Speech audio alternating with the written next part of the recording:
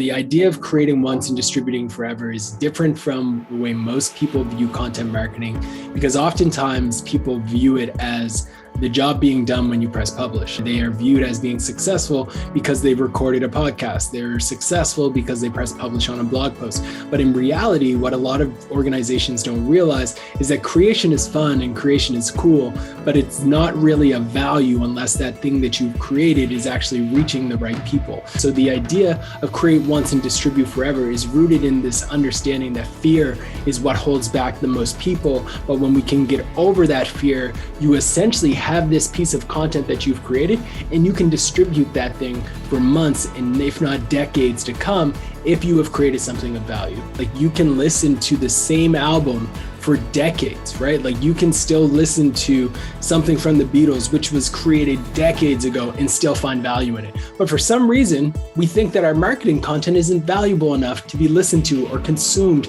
for decades later. If it's not, it means you probably need to create better content. You should be trying to create content that is in many ways timeless, that can last the lifetime of your audience, so they are finding a value, and new people who enter your niche. If you have a hit, a piece of content that resonates with your audience in January 2019, you should be repurposing that piece of content in January 2023 as well, but with a new angle, a new story, new data, a new headline, and then bringing that back to life. This is a blueprint that people can use time and time again, but oftentimes it gets overlooked with that desire to always create something new. Think about content like an investment. And what is the goal of an investment? It's dollars. So let's think about how our content can give us dollars. How can our content that we're creating give us the ability to capture more market share? Let's start talking about things that executives care about, and that will fundamentally shape the culture within these orgs, so they start having real good conversations about content.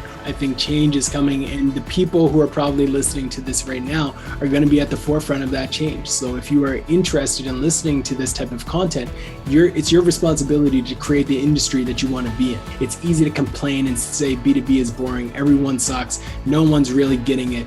Okay, if you believe that, be the change you want to see in the space. Create something that is better. Create something that is unique.